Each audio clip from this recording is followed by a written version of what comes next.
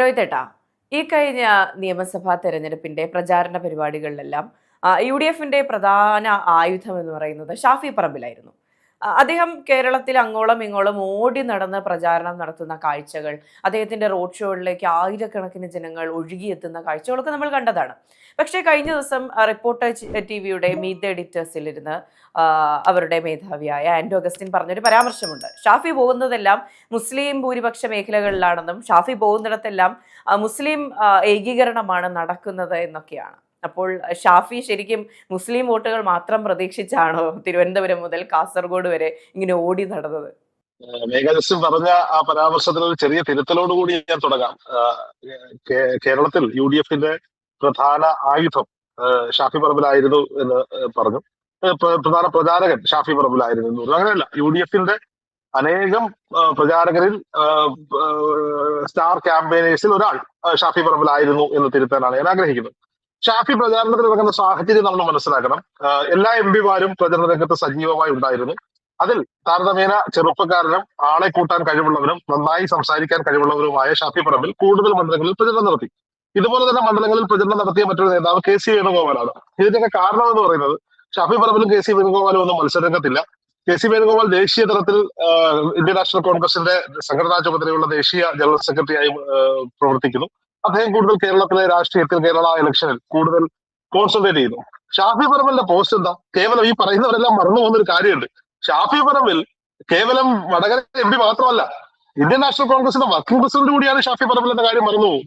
ഷാഫിക്കൊപ്പം ഈ പോസ്റ്റുകളിൽ ഇരിക്കുന്ന ആളുകൾ മറ്റാരൊക്കെയാണ്? Sunny Joseph K P C C അധ്യക്ഷനാണ്. പക്ഷേ ഈ കെ പി സി സി അധ്യക്ഷൻ പേരാവൂർ സ്ഥാനാർത്ഥിയായിരുന്നു.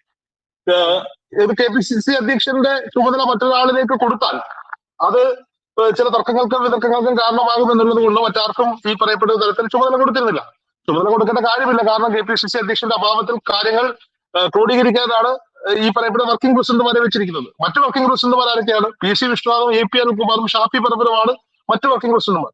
ഇതിൽ എ പി അനിൽകുമാറും സ്ഥാനാർത്ഥിയായിരുന്നു, പി സി വിശ്വനാഥും സ്ഥാനാർത്ഥിയായിരുന്നു. പിന്നീടുള്ളത് യു ഡി എഫിന്റെ കൺവീനറാണ് അടൂർ പ്രകാശ്. അടൂർ പ്രകാശ് പ്രചരണ സമയത്ത് ഓടി നടക്കുകയും പ്രചരണങ്ങൾ ക്രോഡീകരിക്കുകയും ആ സമയത്ത് ഇതിന് സ്ട്രോക്ക് ഉണ്ടാവുകയൊക്കെ ചെയ്യുന്ന വാർത്തകൾ നമ്മൾ കണ്ടതാണ്. അപ്പോ കെ പി സി സിയുടെ തലപ്പത്തിരിക്കുന്ന നേതാവ് എന്ന നിലയിൽ ഷാഫി പറമ്പിൽ മാക്സിമം മണ്ഡലങ്ങളിലേക്ക് ഓടിയെത്തി എന്നുള്ളതാണ്. ഇതിൽ റിപ്പോർട്ടർ ടിവിക്ക് ഇത്ര ചൊറിയാനുള്ള കാരണം എന്താണ് എന്ന് നമുക്ക് കൃത്യമായി അറിയാം. ഒരു മാധ്യമ പ്രവർത്തകനാണ് ഇത് പറഞ്ഞതെങ്കിൽ ഒരു മാധ്യമ പ്രവർത്തകരും പറയാൻ പാടില്ലാത്ത വാചകമാണ് ആന്റോ അഗസ്റ്റിൻ ഉപയോഗിച്ചത്. അദ്ദേഹത്തെ ഒരു മാധ്യമ പ്രവർത്തകനായി ഈ കേരളത്തിൽ ആരും കൂട്ടുന്നില്ല. അദ്ദേഹം മാത്രമാണ് അദ്ദേഹം വലിയ മാധ്യമ പ്രവർത്തകൻ എന്ന നിലയിൽ വലിയ ചർച്ച എടുക്കുന്നത്. ഈ വന്ന് ചർച്ച എടുക്കുമ്പോൾ ഒപ്പം പാനലിസ്റ്റുകളായി ഇരിക്കുന്നവരുടെ അവസ്ഥയെ പറ്റിയൊക്കെ എനിക്ക് ഒരുപാട് സങ്കടങ്ങളുണ്ട് പറയാൻ. നമ്മളൊക്കെ ആരാധനയോടെ കാണുന്ന പല സീനിയർ ജേർണലിസ്റ്റുകളും അവതാരകരും ഒക്കെ ഇദ്ദേഹത്തെ പോലെ ഒരാൾക്കൊപ്പം നിന്ന് ചർച്ചയ്ക്ക് ഇരിക്കേണ്ടി വരുന്ന ഒരു സാഹചര്യം, അത് അവരുടെ കഷ്ടകാലം എന്നല്ലാതെ മറ്റെന്ത് പറയാനാണ്. ഷാഫി പറമ്പിലിന് വർഗീയതയുടെ മൂടുപടം അടിയിക്കാൻ ശ്രമിക്കുന്ന ഇടത് പ്രൊഫൈലുകളെയും ബി ജെ പി പ്രൊഫൈലുകളെയും ഒക്കെ നമ്മൾ പലതവണ കണ്ടിട്ടുണ്ടെന്നേ. ഷാഫി പറമ്പിൽ മലപ്പുറത്ത് നിന്നോ കോഴിക്കോട് നിന്നോ അല്ലെങ്കിൽ ഒരു മുസ്ലിം ഭൂരിപക്ഷ മേഖലയിൽ നിന്ന് ജനപ്രതിനിധി ആയ ആളല്ല. Shafi Parambil M L A ആയിട്ടുള്ളത് പാലക്കാട് നിന്നാണെന്നേ. അഗ്രഹാര തെരുവുകളുള്ള ബ്രാഹ്മണ സമൂഹം തിങ്ങിപ്പാർക്കുന്ന മേഖലകളിൽ പോലും വലിയ തരത്തിൽ വോട്ട് നേടിക്കൊണ്ട് ഷാഫി പറമ്പിൽ നിയമസഭയിലേക്ക് നടന്നുപോയിട്ടുള്ള ആളാണ്. വർഗീയതയുടെ വിഷം തുപ്പുന്ന ഒരു പാർട്ടി, ഒരു പൊതുസമ്മതനെ ഇന്ത്യ മുഴുവൻ ആരാധനയോടെ കാണുന്ന ഒരു മനുഷ്യനെ, ഒരു ഒരു ഒരു ഇന്ത്യയുടെ അഭിമാനമായി മാറുന്ന ഒരു മനുഷ്യരെ മെട്രോമാൻ ഇ ശ്രീധരനെ കൊണ്ടുവന്ന് ആ വർഗീയ പാർട്ടിയുടെ സ്ഥാനാർത്ഥിയാക്കി മത്സരിച്ചപ്പോഴും ഹൈന്ദവരും ക്രൈസ്തവരും അതുപോലെ തന്നെ ഇസ്ലാം മത വിശ്വാസികളും ഒരുപോലെ വോട്ട് ചെയ്തത് കൊണ്ടാണ് ഷാഫി പറമ്പിൽ നിയമസഭയിലേക്ക് തുടരെ തിരഞ്ഞെടുക്കപ്പെട്ടത്. അദ്ദേഹം വടകരയുടെ മണ്ണിലേക്ക് പോയപ്പോ അവിടെ വടകരയുടെ പല മണ്ഡലങ്ങളിലും ഇസ്ലാം മതത്തിന് ഇസ്ലാം മത വിശ്വാസികൾക്ക് വലിയ പ്രാധാന്യമുണ്ട്. എങ്കിൽ പോലും അവിടെയും ഈ പറയപ്പെടുന്ന 1,00,000-ൽ പരം വോട്ടുകളുടെ ഭൂരിപക്ഷത്തിൽ ഷാഫി പറമ്പിൽ ജയിക്കണമെങ്കിൽ അത് ഇസ്ലാം വോട്ട് ബാങ്ക് കൊണ്ട് മാത്രം പറ്റില്ല. ഞാൻ ചോദിക്കട്ടെ, ഷാഫി പറമ്പിലിന്റെ രാഷ്ട്രീയ ജീവിതത്തിൽ എവിടെയെങ്കിലും ഒരു വർഗീയ പരാമർശം അദ്ദേഹം നടത്തിയതായി ചൂണ്ടിക്കാണിക്കാൻ ഞാൻ ഈ ആന്റോ അഗസ്റ്റിനെയും റിപ്പോർട്ടർ ടിവിയെയും ചില യൂട്യൂബുകളിൽ വന്നിരുന്ന വീഡിയോകൾ ചെയ്യുന്ന ഷാഫി പറമ്പിലിന് മതത്തിന്റെ ചാപ്പ് കുത്തി കൊടുക്കുന്നവരെ വെല്ലുവിളിക്കുകയാണ്. ഷാഫി പറമ്പിന്റെ വായിൽ നിന്നൊരു വർഗീയപരമായ ഒരു പരാമർശം എവിടെയെങ്കിലും ഉണ്ടായിട്ടുണ്ടെങ്കിൽ, അല്ലെങ്കിൽ അദ്ദേഹം ഷാഫി പറമ്പിൽ എന്ന് പറയുന്ന ജനകീയനായ യുവ നേതാവ് വർഗീയവാദിയാണെന്ന് തെളിയിക്കാനുള്ള ഏതെങ്കിലും ഒരു പോയിന്റ് ചൂണ്ടിക്കാണിക്കാൻ സാധിച്ചിട്ടുണ്ടെങ്കിൽ, നോക്കൂ, ഇവർ പറയുന്നത് എന്താണ്? ഷാഫി പറമ്പിൽ പ്രചരണം നടത്തിയ മണ്ഡലങ്ങളിൽ അധികവും മുസ്ലിം ഭൂരിപക്ഷ മേഖലകളിലായിരുന്നു എന്നാണ്. എന്റെ മണ്ഡലം പത്തനാപുരമാണ്. പത്തനാപുരത്ത് ജ്യോതികുമാർ ചാമക്കാലയ്ക്ക് വേണ്ടി വോട്ട് അഭ്യർത്ഥിക്കാൻ റോഡ് ഷോയ്ക്ക് ഷാഫി പറമ്പിൽ വന്നപ്പോ പത്തനാപുരം കല്ലുംകടവിൽ നിന്ന് ആ യാത്ര അവസാനിപ്പിച്ചത് പള്ളിമുക്ക് ക്രൈസ്തവ ദേവാലയത്തിന്റെ മുന്നിലാണ്. അതായത് പത്തനാപുരം പഞ്ചായത്തിൽ നിന്ന് ആരംഭിച്ച് കൊട്ടാരക്കര, അതായത് കോന്നിയുടെ ബോർഡറിൽ നിന്ന് ആരംഭിച്ച് കൊട്ടാരക്കര നിയമസഭാ മണ്ഡലത്തിന്റെ ബോർഡർ വരെ ആ ആയിരങ്ങൾ പങ്കെടുത്ത ആ റോഡ് ഷോ അവസാനിപ്പിക്കുമ്പോൾ ഇവിടെ എങ്ങും ഇസ്ലാമത വിശ്വാസികൾ കുടുങ്ങിക്കൂടുന്ന സ്ഥലങ്ങളിലൂടെ അല്ല ആ റോഡ് ഷോ പോയത്. അദ്ദേഹത്തെ കാണാൻ വന്ന ആരുടെയും മതം ഒരു പാർട്ടിക്കാരും ഇവിടെയെങ്കിലും തികഞ്ഞില്ല. പാർട്ടിക്കാർ പോലും മതം തികയാത്തിടത്തൊരു മാധ്യമം, കേരളത്തിലെ പ്രമുഖ മാധ്യമം, റേറ്റിംഗിൽ 1ാം സ്ഥാനത്ത് നിൽക്കുന്ന മാധ്യമത്തിന്റെ ഫ്ലോറിൽ വന്നിരുന്നുകൊണ്ട് വർഗീയതയുടെ ചാപ്പ കുത്താൻ ശ്രമിക്കുമ്പോൾ ഓർക്കണമായിരുന്നു ഇപ്പുറത്ത് നിൽക്കുന്നത് ഷാഫി പറമ്പിലാണെന്ന്. മതേതര കേരളത്തിന്റെ, മതേതര കോൺഗ്രസിന്റെ മുഖമായി മാറുന്ന ഷാഫി പറമ്പിലാണെന്ന്. ഞാൻ ചോദിക്കട്ടെ, ഷാഫി പറമ്പിൽ നടത്തുന്ന ക്യാമ്പയിനുകളെ വെല്ലാൻ ഏതെങ്കിലും ഒരു നേതാവിനെ ഇറക്കാൻ ഇടതുപക്ഷത്തിനോ BJPക്കോ സാധിച്ചോ? നരേന്ദ്രമോദി പ്രഭാവത്തിന് പോലും ഷാഫി പറമ്പിൽ പ്രഭാവത്തിന്റെ മുന്നിൽ മുട്ടുകുത്തേണ്ട കാഴ്ച നമ്മൾ കണ്ടില്ലേ? ഞാൻ ഈ പറഞ്ഞ പത്തനാപുരത്ത് ആയിരങ്ങളെ അണിനിരത്തിക്കൊണ്ട് ഷാഫി പറമ്പിന്റെ റോഡ് ഷോ നടന്നപ്പോ അതിനെ വെല്ലാൻ വേണ്ടി അവർക്ക് റാപ്പർ വേടനെ കൊണ്ടുവരുന്ന ഒരു സാഹചര്യം ഉണ്ടാവുകയാണ്. റാപ്പർ വേടനെ കാണാൻ ആയിരങ്ങൾ തിങ്ങിക്കൂടി. സ്വാഭാവികമാണ്, അദ്ദേഹത്തിന്റെ ഗാനങ്ങൾ ഇഷ്ടപ്പെടുന്ന ഒരുപാട് പേർ അദ്ദേഹത്തെ ഒരു നോക്ക് കാണാൻ അവിടെ കൂടിക്കൂടി. എന്നിട്ട് പറഞ്ഞു ഇതൊക്കെ ഞങ്ങളുടെ വോട്ട് ബാങ്ക് ആണെന്ന് പത്തനാപുരത്ത് പാടന്മാർ പാടി നടന്നു. KV ഗണേഷ് കുമാർ പവർ കാണിച്ചു എന്ന് പറഞ്ഞു. KV ഗണേഷ് കുമാർ എന്ന് പറയുന്ന സിനിമാ നടൻ, KV ഗണേഷ് കുമാർ എന്ന് പറയുന്ന 27 വർഷമായി ജനപ്രതിനിധിയായിരിക്കുന്ന മനുഷ്യൻ, KV ഗണേഷ് കുമാർ എന്ന് പറയുന്ന മന്ത്രിക്ക് ഒറ്റയ്ക്കിറങ്ങി നിന്ന് ആളെ കൂട്ടാൻ കഴിയാത്ത സാഹചര്യത്തിൽ അയാൾക്ക് റാപ്പർ വേടനെ പോലെ, നമുക്കറിയാം ഒരു പാട്ടിന് ഒരു ഷോയ്ക്ക് 15 ലക്ഷത്തിന് മുകളിൽ പ്രതിഫലം വാങ്ങുന്ന റാപ്പർ വേടൻ. രൂപ പൈസ കൊടുക്കാതൊന്നും അല്ല റാപ്പർ വേടൻ ഈ പറയപ്പെടുന്ന ഗണേഷ് കുമാറിനെ പോലൊരാൾക്ക്. ഒരുപക്ഷെ റാപ്പർ വേടൻ സച്ചിൻ ദേവിന് വേണ്ടി വോട്ട് ചോദിക്കാൻ ചെല്ലുമായിരിക്കും, അല്ലെങ്കിൽ പിണറായി വിജയന് വേണ്ടി വോട്ട് ചോദിക്കാൻ ചെല്ലുമായിരിക്കും, അതുമല്ലെങ്കിൽ മുഹമ്മദ് റിയാസിന് വേണ്ടി വോട്ട് ചോദിക്കാൻ ചെല്ലുമായിരിക്കും, അല്ലെങ്കിൽ ബാലഗോപാലിന് വേണ്ടി വോട്ട് ചോദിക്കാൻ ചെല്ലും. ചിലപ്പോൾ അയാൾ പറയുന്ന രാഷ്ട്രീയത്തിന് ഇടതുപക്ഷ ചുവയുണ്ട്. KV ഗണേഷ് കുമാറിന് എവിടെയാണ് ഇടതുപക്ഷ ചുവയുള്ളത്? അയാളെ പോലെ ഒരു ഭാടത്തി നേതാവിന് വേണ്ടി വോട്ട് അഭ്യർത്ഥിക്കാൻ വേടൻ എത്തിയിട്ടുണ്ടെങ്കിൽ വേടൻ ലക്ഷങ്ങൾ അതിന് ചാർജ് ചെയ്തിട്ടുണ്ട്. ഞാൻ വേടനെ ഒന്നും കുറ്റം പറയില്ല, അയാൾക്ക് പൈസയാണ്, അയാളുടെ ഉപജീവനമാണ്, അയാളുടെ കലയാണ്, അയാൾ അതിനെ മാർക്കറ്റ് ചെയ്യുകയാണ്. അപ്പൊ സ്വാഭാവികമായിട്ടും പത്തനാപുരത്ത് നിന്നും കൊട്ടാരക്കരയിൽ നിന്നും കോന്നിയിൽ നിന്നും അടൂരിൽ നിന്നും ഒക്കെ റാപ്പർ വേടനെ കാണാൻ നാഷണൽ ഹൈവേയുടെ സൈഡിലും ഈ പത്തനാപുരം കുന്നിക്കോട്ട് റോഡ് സൈഡിലും ഒക്കെ ആയിരങ്ങൾ തടിച്ചുകൂടി. എന്നിട്ട് അത് വെച്ച് റീലെടുത്തിട്ട് KV ഗണേഷ് കുമാർ മാസ് എന്ന് പറഞ്ഞ് പാണന്മാർ പാടി നടക്കേണ്ട സാഹചര്യം. ആർക്ക് ചെക്ക് വെക്കുന്നു വേടനെ വെച്ച്? ഷാഫി പറമ്പിലെയോ? ഷാഫി പറമ്പിലെയാണോ?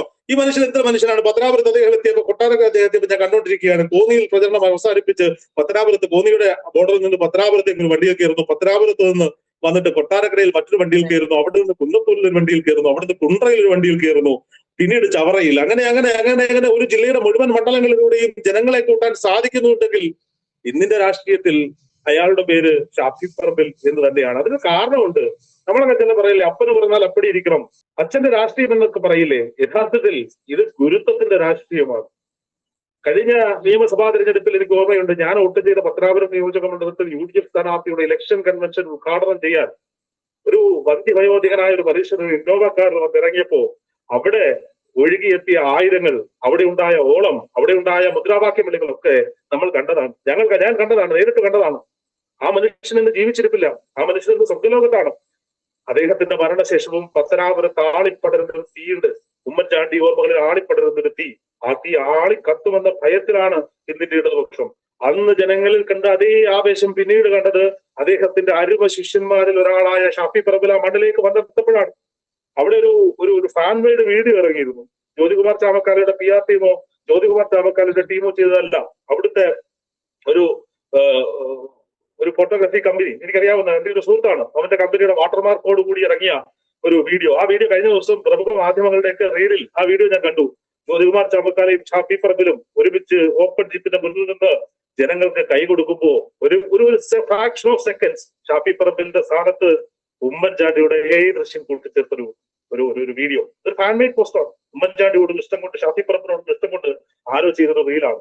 ആ റീല് ജനലക്ഷങ്ങൾ ഏറ്റെടുത്തിട്ടുണ്ട്. കാരണം ഉമ്മൻചാണ്ടിയുടെ പ്രതിപുരുഷനായി കാണുന്ന ചില ആളുകളുണ്ട്, PC വിശ്വനാഥനെ പോലെ, ചാണ്ടി ഉമ്മനെ പോലെ. അതിൽ ഏറ്റവും പ്രമുഖനായി എടുത്തു പറയാൻ കഴിയുന്ന നേതാവിന്റെ പേരാണ് ഷാഫി പറമ്പിൽ. ഉമ്മൻചാണ്ടിക്ക് ശേഷം കോൺഗ്രസ് രാഷ്ട്രീയത്തിൽ നിന്ന് ജനമനസ്സുകൾ കീഴടക്കാൻ പറ്റുന്ന, ജാതിക്കും വർഗത്തിനും വർഗത്തിനും ഒക്കെ അതീതമായി, എന്തിന് കൊടിക്കൂറകൾക്ക് അതീതമായി, രാഷ്ട്രീയ പാർട്ടികൾക്ക് അതീതമായി ഷാഫി പറമ്പിലിനെ കാണാറുണ്ട്.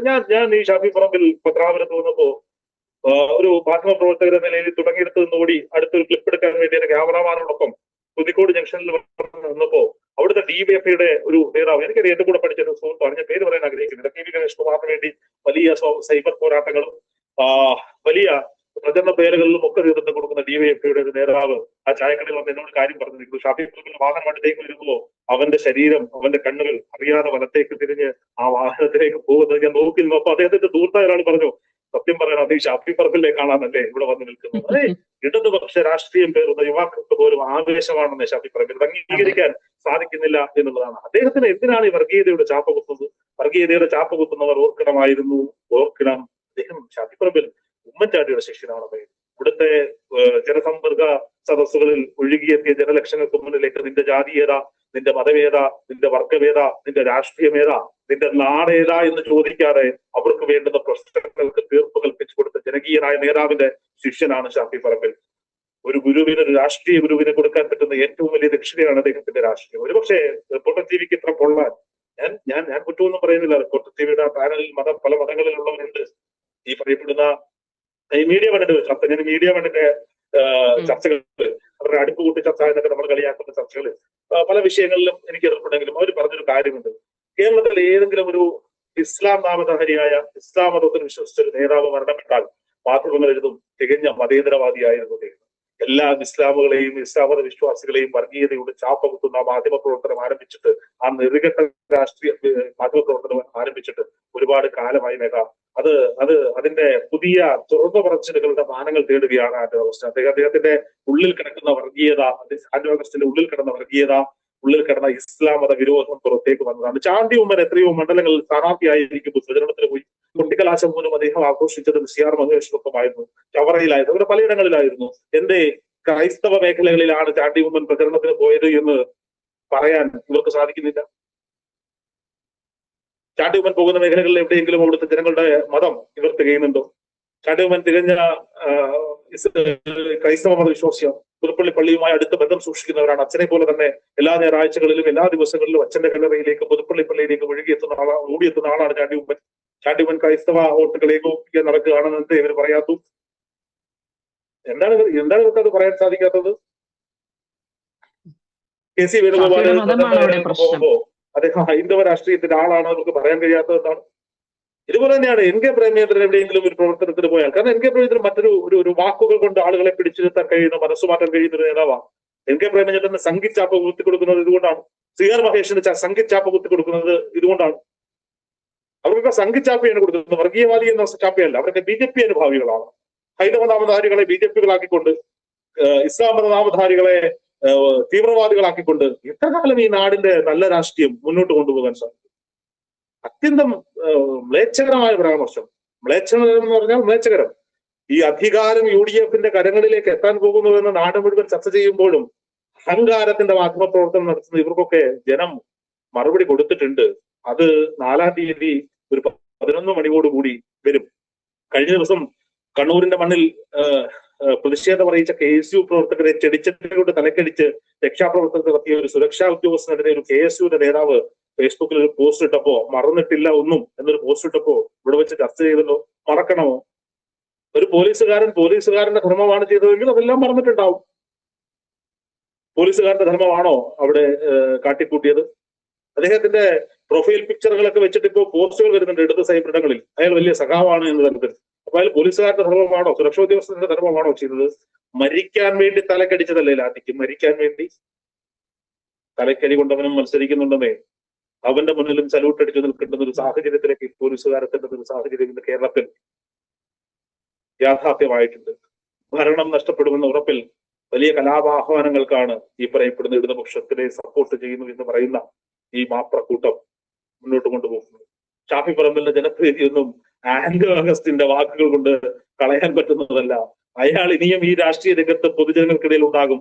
ഷാഫി പറമ്പിലുണ്ടാകും. ഷാഫി പറമ്പിൽ എന്ന പേര് പറയുന്നിടത്ത് ഷാഫി പറമ്പിലിനെ കാണാൻ മണിക്കൂറുകൾക്ക് മുമ്പേ ജനക്കൂട്ടം തടിച്ചുകൂടും. കാരണം അദ്ദേഹത്തിന്റെ പ്രവർത്തന ശൈലി, അദ്ദേഹത്തിന്റെ രീതികൾ, അദ്ദേഹത്തിന്റെ ഗുരുവിന്റെ പേര് ഉമ്മൻചാണ്ടി എന്നുള്ളതാണ് എന്നത് തന്നെയാണ്.